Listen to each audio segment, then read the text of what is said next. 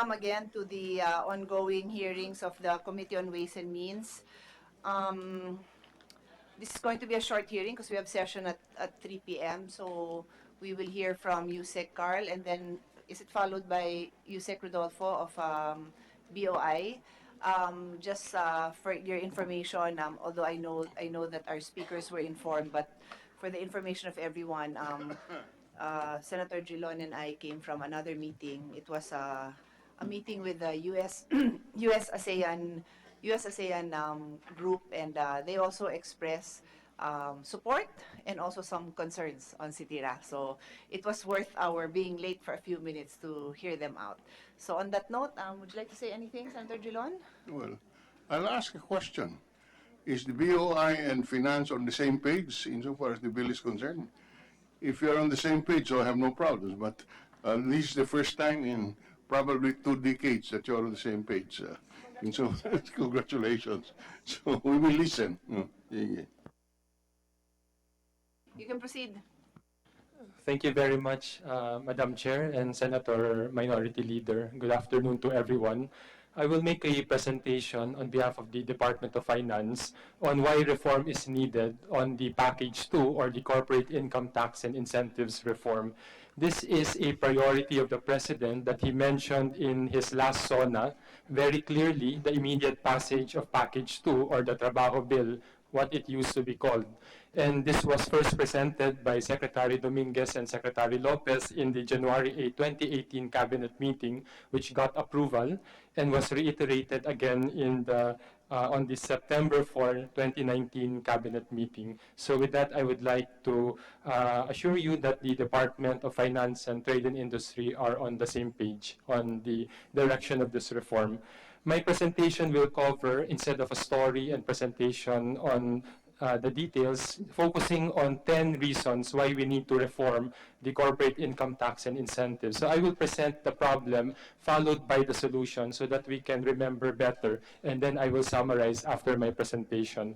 The 10 reasons why we need to reform the corporate income tax and incentives are the following. Number 1, to lower the CIT rate to make it regionally competitive. Number 2, to grant incentives more judiciously so that we can reduce the 441 billion in tax incentives given in 2017. And then the rest are to make incentives performance-based, targeted to priority industries, targeted to priority areas, time-bound, transparent. These are the 4 principles we are fighting for: performance-based, targeted, time-bound, and transparent, followed by reducing the abuse of transfer pricing that multiple regimes encourage. The 9th is to improve governance through the Fiscal Incentives Review Board, and the 10th is to ensure that we regularly monitor and evaluate the costs and benefit of incentives. So let me now go to each of the problems and immediately the solution. The first problem is we have the highest corporate income tax rate at 30%. The rest of the region are between 20 to 25%. So this is clearly a reason why we lack competitiveness. The second problem related to this is that Filipino companies would prefer to invest abroad because of lower tax rates, among other reasons. One of the biggest manufacturers, URC, has 63.8% of its fixed capital abroad, not in the Philippines. So this means potentially losing out the chance to create jobs because they would rather invest abroad. Of course, there are many reasons, but tax rates are among the key reasons why we think we are not attracting them. So the solution immediately would be to gradually reduce the corporate income tax rate by 1% annually until we reach 20%. And that would make it fair for domestic enterprises and attract more opportunities from Filipino companies that have decided to invest abroad. The next problem is that we have accounted in the TIMTA law passed by the previous administration 441 billion in foregone revenues from tax incentives, many of which we will argue later are unnecessary. In 2017, there were 989,000 micro, small, medium, and large enterprises. All of them, except 3,150, are paying the regular corporate or personal income tax rate. Because of the possibility of having a one-man corporation, we have to take into account the chance that some of the sole proprietor might shift to sole corporations.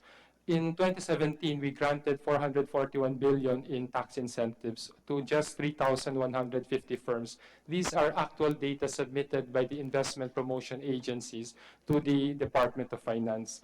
In addition, we estimate the complicated multiple regime system possibly contributed 63 billion worth of loss due to the abuse or possible abuse of transfer pricing. So the total that we have to take into account is 504 billion. So we are not saying that all of these are bad, but from the perspective of the Department of Finance, mandated to raise 4.1 trillion in revenues next year, we want to make sure that our money goes to the right priorities. That is why we want to do this reform.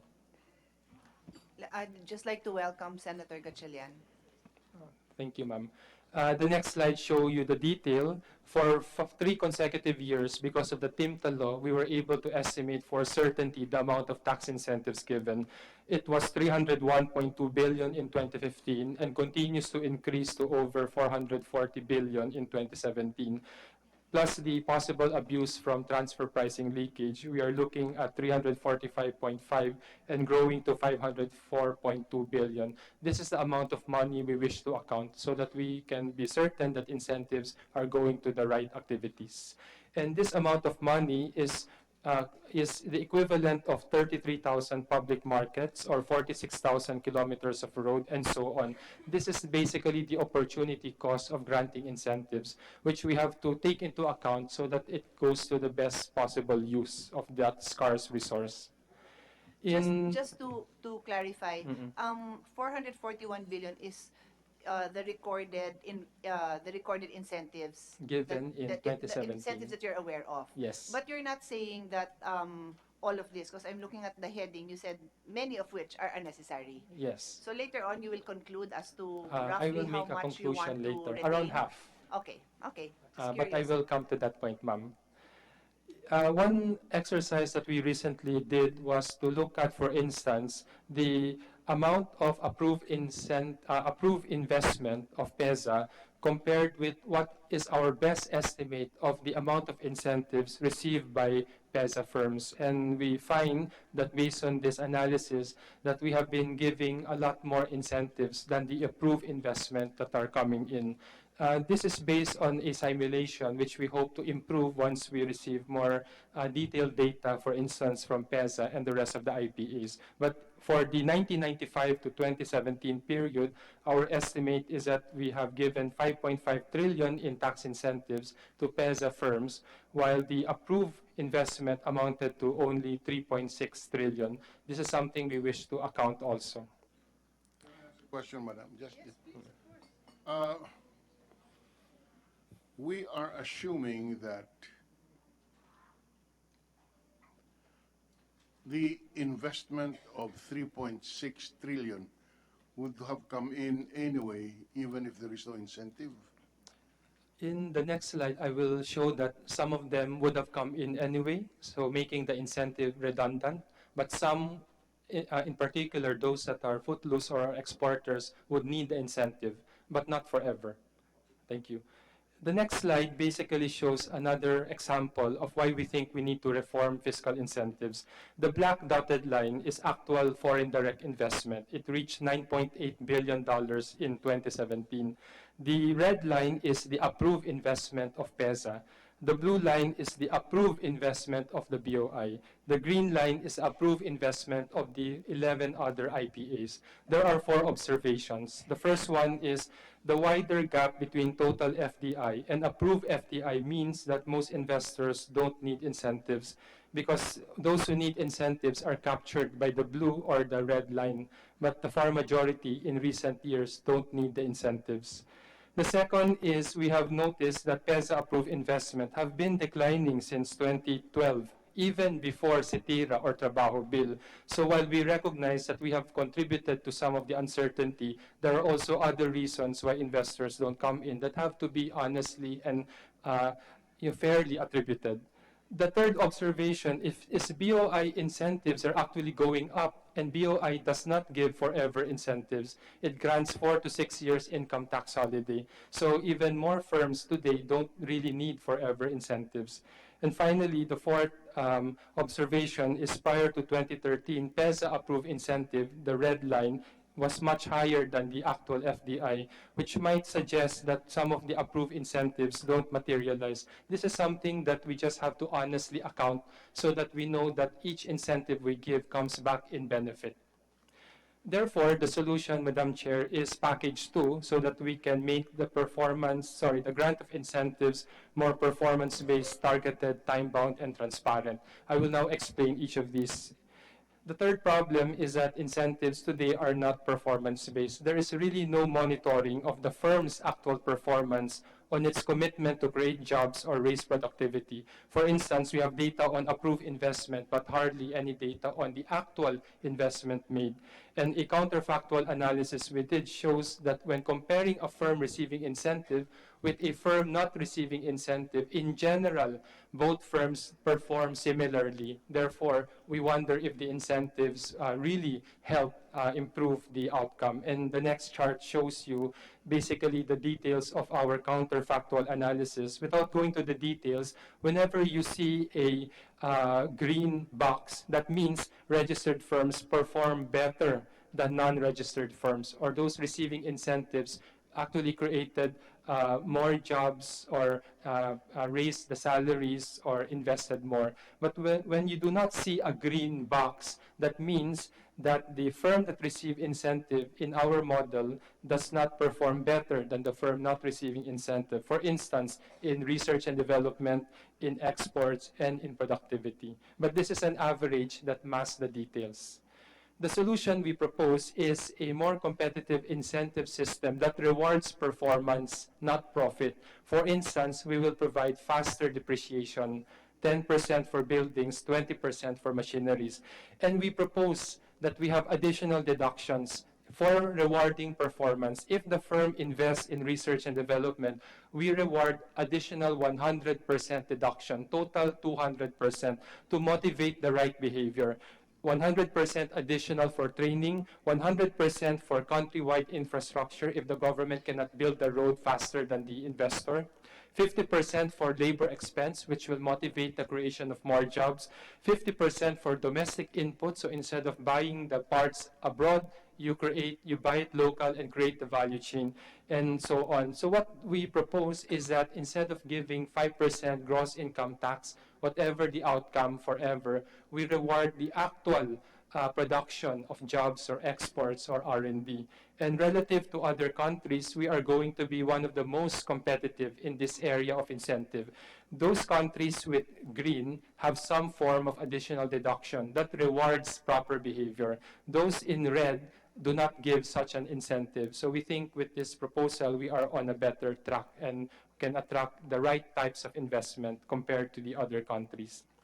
The solution also is that we would like each application form to constitute an agreement in the achievement of the stated targets. So the application form of PEZA BOI has the approved investment, expected manpower, and so on. We would like to basically monitor and see if they were actually achieved. If you perform, then incentives are given. If they don't perform, incentives are not given. And like the mining MICC, we would like to propose that that be reviewed every 2 years. The fourth problem is incentives are not targeted. Apart from 342 special laws that grant incentives outside the investment priority plan, we counted that within the investment priority plan, 64% of industries at the 5-digit Philippine Standard Industry Classification are candidates for incentive. That is equivalent to 69% of our economy. So if this is the way it goes, then we wonder if it is really targeted. And what we propose is that the BOI shall formulate a strategic investment priority plan so that we put only the industries that really matter to the future of the country. And if needed, only the president can add to it in case we want to attract the biggest investor like Amazon or Google. The fifth problem is we hardly have any geographic targeting. We have 544 eco-zones today. The far majority are in NCR or the provinces around it. and the most of them are coming from the PEZA zones. The reason for this is when we give an incentive, it is 4 to 6 years income tax holiday, followed by 5% gross income earned wherever you invest. We do not favor certain areas. So therefore, the firms would all invest in Manila. Contrast this to countries like Indonesia, Thailand, and Chile, where the major economic zones are far from Jakarta, Bangkok, and Santiago. The dotted line, the red dots you see are the major eco zones, far from Java or Jakarta, far from Bangkok, and also far from Santiago. This is the type of incentives or targeting that we would like to see. And the solution here is that apart from AO 18 that limits the new eco zones in Metro Manila, we propose that additional 3 years be given to investors who would relocate away from Manila, invest in agribusiness, or invest in the poorer areas, those with conflict or calamity or disaster-stricken areas. And if we propose any future eco zone, instead of parochial and having each province have one, we would suggest a cost-benefit analysis to determine where they are most needed. The sixth problem is our incentives are not time-bound. Our 5% GIE does not have a time limit. There is one firm enjoying it for 45 years in the record. 45 years. I will show in the next slide. Most countries, all countries rather, have a time limit between 9 or 40 years. And Philippines, if we do CITIRA, we would be not the most competitive or not the worst. We would be giving incentives anywhere from 1 to 19 years, which will make us average in the region. This is the TIMTA data, and what we saw from the TIMTA is that 1,169 firms have been receiving incentives for at least 10 years, with one of them close to 45 years. The reason for this is the predecessor of PEZA, which is EPSA, which PEZA continued the function, have been registered since 1972. And we normally think that 15 years or 10 years would be a sufficient time to support the infant industries. Beyond that, we expect them to contribute more. Another problem in the grant of forever incentive is that sometimes the dividends that are paid out are much higher than the income tax incentive received. For instance, in 2017, we gave 126.9 billion in income tax incentives. However, total dividends declared amounted to 144.7 billion, much higher than the income tax incentives, which might suggest that some of these firms just received a subsidy from the government in the form of tax incentives to pay their shareholders. So this is a trend that we would like to monitor better. It's not wrong to make money, but the money given to make money, which is our incentive, can be better put to other use. So our solution here is we will grant incentives between 5 to 10 years. So the CITIRA bill has already modified our original proposal to provide 5 years in NCR, 7 years in the regions around NCR, and 10 years everywhere else. We will have 3, 4, or 6 years of income tax holiday, followed by a reduced rate, which is 18% in the first year, and gradually going down to 13%, which is basically half of the regular rate of 30%, which is 15% going to the national government. And to avoid dealing with LGUs, we are proposing that that also includes a share going directly to the province and to the municipality, so that we preserve the one-stop shop as much as we can. And for those firms still receiving incentives, we will respect the ITH if it is being enjoyed up to 5 years. And for those receiving incentives on the GIE, we will give 2 to 5 years as a transition, after which they can apply again so long as they qualify under the new incentive system and avail of the additional deduction. The seventh problem is incentives are hardly transparent. First, the ITAs do not publicly disclose the names of firms and the amount of incentives given, but this is a product of the TIMTA law. Likewise, firm-level benefits such as export, investment, and employment are also not submitted. This is by law, in the law, the TIMTA law. and we only can get industry level. So we are not able to do a proper cost benefit. And there's also a lot of confidentiality. For instance, BOI data are confidential under EO 226, which under this age we would like to amend. Why is it not being submitted? The firm level are not allowed under the TIMTA law. What the TIMTA law says is industry level. So we Right. have proposed a amendment so that we get firm I level. see. Yeah, it's an industry level nga. Yes, po. So the company level, We would not know. We know and then when it's submitted, it is confidential at the BIR and if delegated to the DOF. So we would not be able to share also the names in the hearings. So we would like to, as much as possible, make it transparent. Thailand, for instance, publish each and every name and amount in their BOI website. That is the direction we want to. yes. I authored the TIMTA law, and that Yes, was the po. purpose.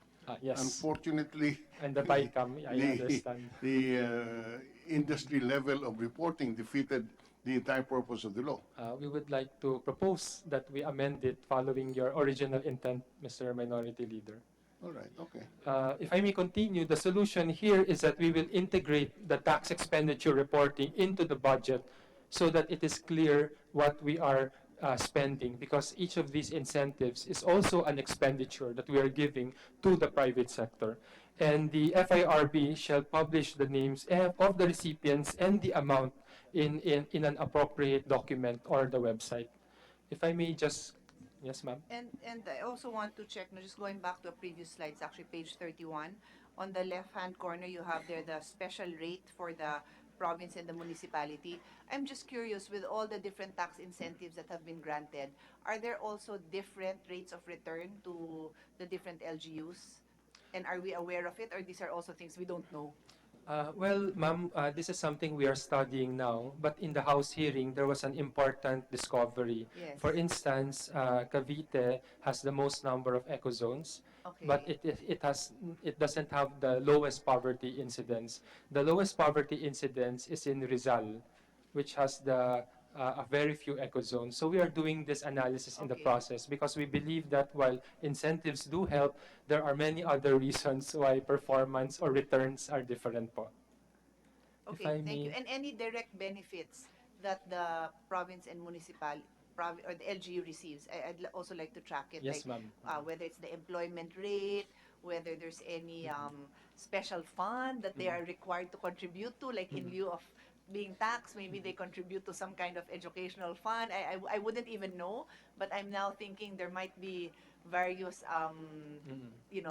different deals thrown in there over the years. Okay, ma'am. We will provide. We have started a study also. And I'm curious because I think it is important in terms of coming out with a solution that we can get the legislators to support, is they want to know what's in it for them in their respective jurisdictions. Yes, ma'am. So I think it's important to know what were they receiving before, and what can they get out of it with Sitira. Okay, ma'am. Thank you. Thank you. If I may wrap up with the 3 remaining problems. The 8th problem is transfer pricing is one of the top abuses of tax incentive regime. This is the list of top abuses of fiscal incentives taken from the Comparative Tax Policy and Administrative Program of the Harvard Kennedy School, and some of you can relate. Number 1, when you have export zone, it might leak to the domestic economy the benefits. For instance, oil from our Subic or Clark, the allegations. When you have regional investment incentives, then some activities can be diverted to outside the zone. And there are transfer pricing schemes with related parties, for instance, the head office in Makati and the branch in a PEZA zone. And then sometimes we disguise or bury non-qualifying activities in qualifying activities. For instance, if a firm has both export activity and domestic, only the export should get incentive, but the domestic sometimes are buried as part of the export. Of course, we have churning of fictitious investment that never really materialize, schemes to accelerate income to basically, let's say after your income tax holiday, then you pad all the costs later. Then overvaluation of asset to take advantage of depreciation. In 2017, we estimated that we probably may have lost 63 billion pesos in revenues due to the abuse of transfer pricing. And let me give an example. Suppose firm A has three types of regime: an exempt, a special, and a regular. What problems might we see here? Well, one is in the exempt, since all the costs are irrelevant, what that firm might do is to pad the regular or special so that their net income will be lower and the taxable income will be lower. Another example is, since in the special or 5% GIE regime, indirect costs do not matter, what the firm might do is to transfer the indirect costs to the regular to lower the profit, or to pretend that the indirect costs are direct costs so that they can be deducted, and so on. And these are the data we would like to present as the consequence of having a complicated incentive regime. And this chart gives you the growing amount of abuse of transfer pricing that we have to be aware of as a consequence of the multiple complicated regimes that we have. And we will continue to monitor this as we get more data. So our solution is we will shift from the gross income to the net income taxation, like any other company, so that we limit abuse of transfer pricing. And we have proposed a strengthening of Section 50 of the tax code so that we allow the commissioner to reallocate or distribute cost and profit if there is a suspicion that transfer pricing has been abused. The ninth is we have 13 investment. Can I have it again? Sorry. Please. Yes, po.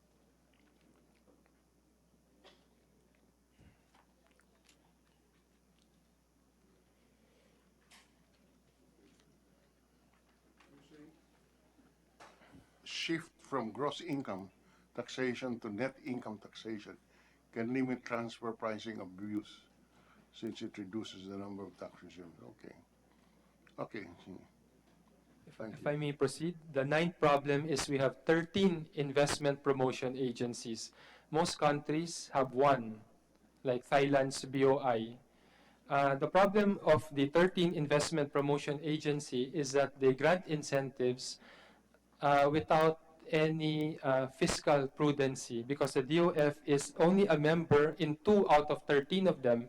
And where we are a member, we are one voice out of 13 or 10 members. Unlike in Vietnam, Singapore, Thailand, and Indonesia, where the finance minister has an important decision-making in the grant of incentives. So we propose a structure wherein we strengthen an existing body called the Fiscal Incentives Review Board, or FIRB, which currently grant incentives to GOCCs to be the approver of all incentives that are processed at the IPA level. So the proposal is as follows. Congress will decide the incentive package by law. The FIRB will be the approver so that we can balance the investment and the fiscal objectives. The BOI shall be the one that will determine the strategic investment priority plan, and all the IPAs will continue all their mandates except approval, consistent with the CITIRA and experience of other countries.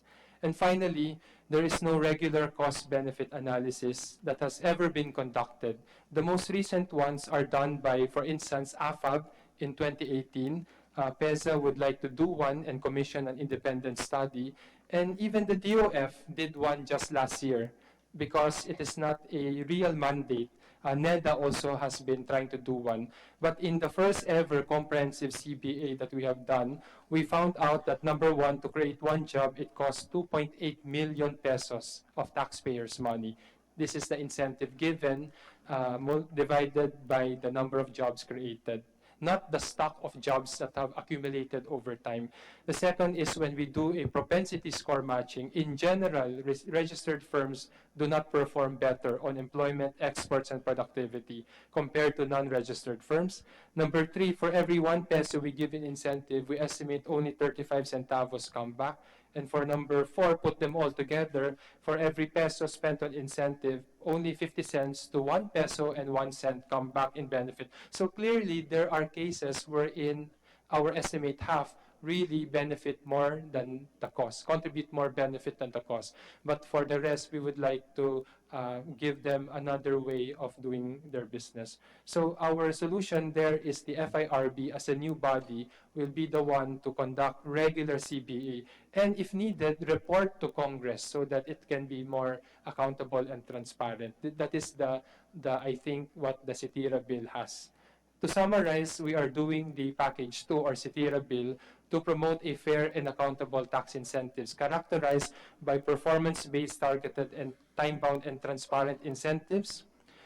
To summarize further, we have 4 major provisions. Number 1 is to lower the corporate income tax rate to 20%. Number 2 is to simplify and rationalize by repealing or amending 87 special laws, but we will put those qualified ones in the SIPP. So there's only one basis for determining incentives. Number 3 is we will enhance governance through the FIRB and to do the cost-benefit analysis and oversight of the IPAs. And finally, we will provide more competitive investment to attract the incentives that we really want for the country. More details are we will have one menu of incentives applicable to all so that there will be no double registration. Only new and qualified activities will be granted incentives, and only expansion can avail of exemptions from customs duties and capital equipment. The VAT incentives remain at 70%, an amendment in the House from our 90% proposal, an SIPP to govern the targeting of incentive, and 3 additional years if you invest in agribusiness, poorer areas, or relocate outside Manila. More than incentives, we believe that there are 3 other more crucial things investors want. One is skills. So we address that by significant investment in K-12, TESDA, and UHC. The budget for social services is already more than a third of the total 2020 budget. The second is infra. That is where we have the 8 trillion build. And the third is ease of doing business. And the ease of doing business law we passed, I think, squarely addressed the problem. With that, Madam Chair, I end my presentation and the website can give more details. Thank you. Just to add to the discussion, on your last slide on what more than tax incentives investors need, skilled and hardworking talent, infrastructure, and third is sizable small and medium enterprise community that deserve to be treated fairly. Just to add, in our earlier lunch meeting with the US ASEAN group, one thing they mentioned after Senator Drilon's question on what do other countries have to offer, what do our neighbors have to offer that make them go there, because we have data that shows that they're attracting a lot of foreign investment more than us. And one of the answers given to us was Vietnam was offered as an example, was that they have a MOA with government that includes a guarantee that at least twice a year they will sit down together and listen to the industries. So it gives them that opportunity to express their concerns. And number 2, in a manner that is very professional, without fear of being characterized as a move to corrupt or a move to bribe, but very open and transparent. So I thought that was interesting. I know we tried to include those efforts, but I thought it was interesting that it's actually in a MOA that is part of the structure. I must add, that's a low-lying fruit. Yeah. It doesn't require much to do it. I mean, And actually, I will add, when Senator Drilon asked that question, they also went further to say that they do have that opportunity to sit down and get answers. It may take long, it may not be the answer that you're looking for, but they really get answers. So I thought that was very revelational, because in the course of that what I felt was a very productive meeting, there was also feedback about our own system. And like in one, I won't even mention it anymore, but one agency where there's a AO that they do not understand. It's been 3 years. I mean, how can there not be an answer after 3 years? You know, that's a little bit unacceptable. So I thought that was something that we can gain from. and just one more point. They said, we do not want uncertainty. This is something that had to be said, although it's a very valid very valid concern. And what does that mean? It goes right into the heart of what we're doing. In other words, as long as this is hanging on the air, you cannot expect them to make decisions on investments. So it only means, under Secretary Chua, that your work is cut out for you. Uh, you should have this, you should push this as early as you can. There, you know, thinking back, I knew that there were a lot of lobbies going on. It's natural with this rationalization of tax incentive. You would expect a lot of lobby, but it's also critical that you work fast, because as long as this is hanging, expect that they would hold decisions. Madam Chair, may I just add? Actually, the main concern that we have now is really the uncertainty, not so much on the package, but on the long process it has taken the government to deliver this reform. There are two types of uncertainty. The first is the immediate one coming from the present environment, wherein this reform has been in the process for 2 years. So the sooner we close it, hopefully this year if possible, the better. The second po, ma'am, is this has been proposed by each and every finance and Congress since 1995. So this is nothing new, and we just want to put closure and deliver a package of total incentive, not only tax, that is not band-aid solution. So that is our proposal, ma'am. Thank you. Okay, thank you for your presentation, Yusek Carl. Always very informative. So may I now give the floor to Yusek Seferino, and I do not know your nickname. What is it? Perry. Yusek Perry Rodolfo of BOI. Time check lang, it's 2:37. Mga 2:50 we have to go. So kaya mo ba in about, how long is that? 5 minutes. Tapos dole. Okay, perfect. Meron ka din ba, attorney? Meron din. O sige, basta try natin. 5 minutes. Very quick lang, Honorable Chairperson, Senator Pia Cayetano, Honorable Minority Leader, Senator Franklin Drilon, and Honorable Senator Sherwin Gatchalian. DTI, just a short statement from DTI BOI. DTI BOI, under the leadership of Secretary Mon Lopez, supports the corporate income tax and incentives reform. We are for, number one, lowering corporate income tax for everyone, and second, modernizing incentives regime to make this more relevant to stakeholders and harmonizing incentives regulation and administration. We fully subscribe to the basic principles espoused by CITIRA towards time-bound, performance-based, focused and targeted, and transparent incentives.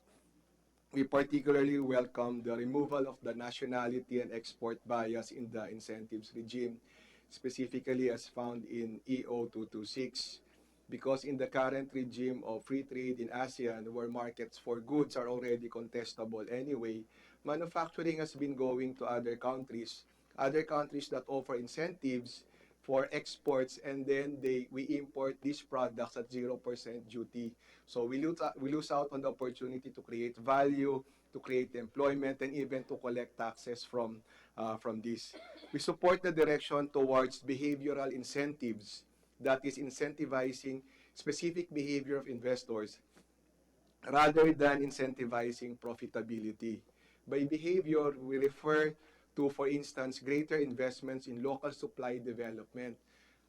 Baka ako, 5 years after natin mag-usap-usap dito, incentives na naman ang pag-usapan, and still we have not developed the local supply chain for our industry, something that Thailand has. So uulit na naman yung pag-uusapan natin, incentive na naman, pero hindi naman na-develop yung local supply chain.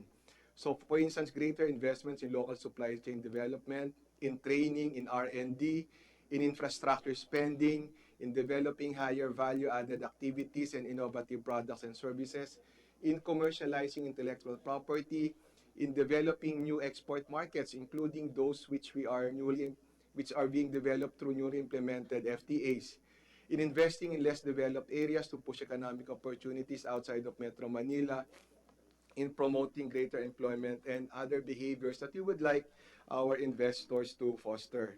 We support a longer period within which companies, particularly those investing in large lumpy fixed assets, are allowed to enjoy longer net operating loss carryover period. So for instance, for these investment projects, as many of our investors in BOI experience, a 4-year income tax holiday is meaningless or they are unable to maximize this as they operate at a loss for the initial period. So what good is an income tax holiday if you're not earning income profit in the first few years?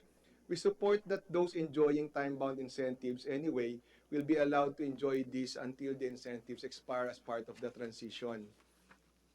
BOI incentives are already time-bound and based on 2017 TIMTA data we have submitted to NEDA and to DOF. In terms of BOI income tax holidays, companies also contribute revenues to government in the form of other taxes paid.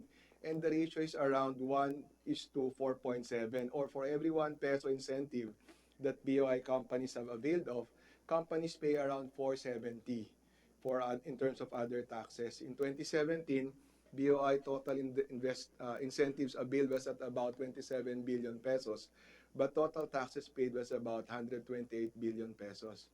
But more importantly, BOI incentives are time-bound. After 4 years or for certain projects, for instance, those with employing pioneer technologies, there is no foregone revenue after the time-bound availment of incentives, but the tax payments continue on. BOI is a prudent administrator of incentives. We carefully scrutinize all incentives applications before we endorse these to the BIR. This is an important step as the BOI has the technical expertise to assess the incentives application and to check this against project's initial application. There are just 2 more items which we are fine-tuning together with the Department of Finance and stakeholders, and these are on the transition mechanism for those currently enjoying perpetual incentives, and second, on the operational details of the FIRB. The CITIRA, as it came out from the House of Representatives, already provides a good framework for discussing not just these 2 remaining items, but for finally being able to achieve a modernized incentives regime that will be more responsive to the needs of investors and at the same time be supportive of the sustainable industrial development objectives of the country. Honorable Senator Drilon, you mentioned earlier what the U.S. ASEAN Business Council has cited as the uncertainty and the pressing need to pass this. In fact, as was mentioned by Yusek Carl earlier, there was a cabinet meeting last September 4, 2019, where the NEDA and the DTI presented on the impact of the U.S.-China trade war and the opportunities, even challenges that this present to the Philippines. First, we recommended 8 short-term initiatives, and the very first one, and it was approved by the President and the Cabinet, is to eliminate investor uncertainty by advocating for the urgent passage of the CITIRA. So thank you, Mr. Madam Chair, I just have one question. Yusek Carl, recently we heard that we lost Samsung in terms of a choice where they will locate. Is that correct? Can you confirm that? Because my next question is, why did they not choose us as an investment destination? Okay. Because I understand it's one of the biggest investments, projected investments. Yes, I understand, Madam Chair, Senator, that the event happened several years ago, and there were several reasons. But I think based on the 5 reasons why investors choose Vietnam, some of the reasons revolve around number 1, free trade agreement, which Korea and Vietnam had, and we don't have a free trade agreement. Then there are also other reasons. For instance, proximity to China because of the supply chain. Number 3 is the governance. I think if we can flash the. Okay. What about the Vietnam? Yung top 5. So I think these are the reasons why, despite granting forever incentives, which we have and Vietnam doesn't, it did not choose the Philippines because of other more fundamental reasons, such as the infrastructure, proximity to markets, and also the free trade agreement. That is my understanding of the reasons. So it has nothing to do with the grant or non-grant of incentives? What I can surmise, Madam Chair, Mr. Senator, is that even with the forever incentives, they would not locate here. Not have located here. And they would rather choose a country that has a free trade agreement, that has better infrastructure, proximity to their supply chain, for instance, from China, and other factors. This is, Madam Chair, if I may Yes. just show the minority leader what he asked in the budget hearing. These are the reasons based on an article we have found as to the main reason why firms would go to Vietnam rather than other countries, especially those US companies coming out of China. Jack, Actually, let me recognize our Majority Floor Leader, Senator Zubiri. And please go ahead and ask your questions. I know you're busy and you're rarely able to join our meeting, so the Thank floor you. is yours. Thank you, ma'am. Just to follow up on the questions of Senator Drilon, but free trade agreements with Vietnam are limited to only a few ASEAN countries, right? So why are other European countries and American countries moving into Vietnam? What is the main reason? It's not because of free trade. Free trade understandable with Korea, but with the other countries, Vietnam's proximity to China, is that a In particular, for American companies, as this article explains, those are the 5 reasons, and we did not find the mention of incentive as a key constraint or key motivator for their decision to move to Vietnam. You said, Carl, is it possible that you can do an apples-to-apples comparison on the incentives given by these ASEAN countries vis-a-vis ours? Because we want to see what the other countries, people are saying, oh, we're going to move to Vietnam, we're going to move to Thailand. I went to an investment, it was in Dusit Hotel several years ago. There was an investment roadshow by by Thailand. And I remember them saying, come to Thailand, we'll give you 10 years income tax holiday, etc., etc. Can we get those details per country? Yes, in fact, slide 28, earlier I showed the period of availment of incentive across countries, and the Philippines today in the red is the only country giving a forever incentive. If we do CETIRA, we would be in the green, which will not make us the bottom or the top, but more or less the average in the region. Another way to look at it, Mr. Majority Leader, is the additional deductions we're giving on slide 19. We are going to be the only country in the region that will provide a comprehensive set of performance-based incentive. What this chart means is that for every, for instance, investment in R&D, the company can deduct additional 100%, so 200% total. So we are motivating behavior. If they create job, they can deduct additional 50% on the wages. If they train their people, additional 100%. So these are some of the incentives I think that will make us even more competitive. It's too difficult to implement. I don't think so, because currently it is possible in some IPAs. For instance, there's a labor deduction in some IPAs.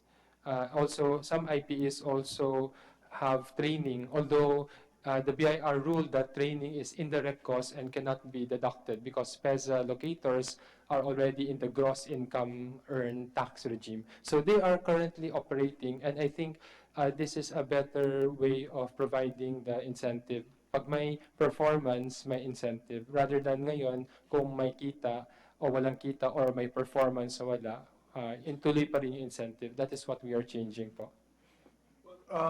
Madam Chair, my recent pronouncements in the interviews that I've given, I believe that the Senate, at least the senators, are open to discussion on Train 2 or CETIRA, as you say. However, we just have to soften the impact or cushion the impact of the loss of incentives at such a short possible time. Remember, we had a discussion, and last night again we met with Secretary Dominguez. We were in the LEDAC, mini LEDAC in Malacanang. We raised this issue that we have to really find a sweet margin or sweet area amongst the numbers where it's acceptable to the investors and at the same time also to government in terms of the loss of incentives. I personally feel that 2 years to 5 years is a bit low, a bit too short. maybe we can increase it to 5 to 7 years. And also, in exchange for that, as I've already discussed this with several chambers, they are willing to go up with the GIF, the gross income, to 7%, so an additional 2%. Ang importante sa kanila, there's certainty. They just need to know. No? They just need to know what's going to happen. And but at the same time, we have to look with a fine-tooth comb, because I saw in the law, or the one that passed in the House of Representatives, we got an advance copy last night, and I saw about several laws that were passed recently that will be amended. So yan, isa-isahin natin yan kasi maraming affected dyan, from APECO to CESA to housing sector to Zamboanga Ecozone to so many other laws, no, that were passed. Even some of the laws that were passed last Congress, 17th Congress. So we have to discuss that also with the authors that are here in the Senate. But overall, we're open to the idea. Definitely, we have to rationalize. We can't give 30. As you said, there are companies that have utilized incentives for the last 25 to 30 years. Unfair to the MSMEs. That's correct. So we also have to look at the gradual decline of the income tax, corporate income tax, on the timing. Kasi baka 2029 might be a bit too late or too far off for a 20% deduction. Of course, that is vis-a-vis income that will be lost that we will lose or we will gain from rationalizing incentives. So we have to find the sweet numbers acceptable to all. And I think we can do that. Madam Chair, I believe we can do that. But definitely, we just have to weigh all the possible scenarios, Carl. Madam Chair, you know, the last time we passed train, we had initially some problems, but we were able to resolve that problem. Then we passed rice tarification. Now we have problems that we still haven't solved because I believe that the fund that was supposed to be raised to help the farmers has not been immediately felt or released. And I think we have to move fast, Carla. Madam Chair, I was in General Santos last Thursday night, and I was sitting at the table, and in the evening, in the hotel, a family came up to me, and they were a rice-producing family, and they were so pissed. They were so upset, and they were complaining what's going on with government. Nobody's helping them. Prices of rice there are like 8 pesos, which used to be 20 pesos.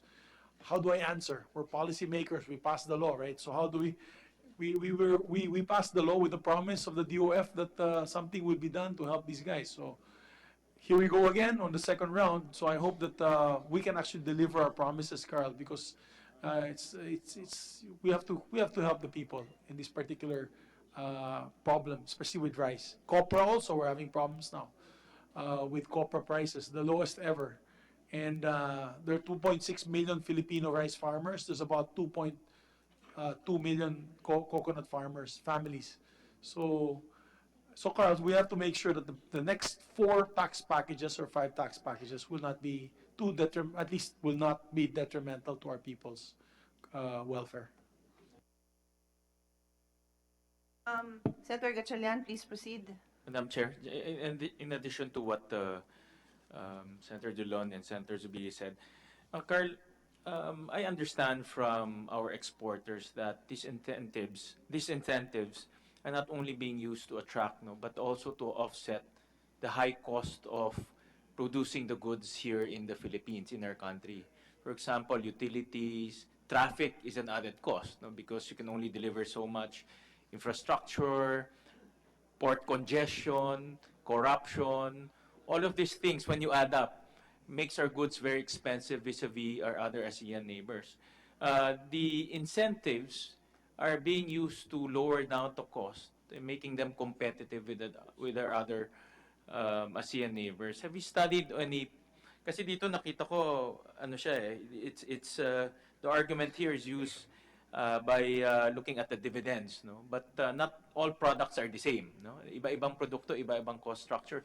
Have you looked at the cost structure, especially our semiconductor industry, considering that that's 50% of our exports? We might inadvertently lose our semiconductor industry when we take out the incentives. Yes, on the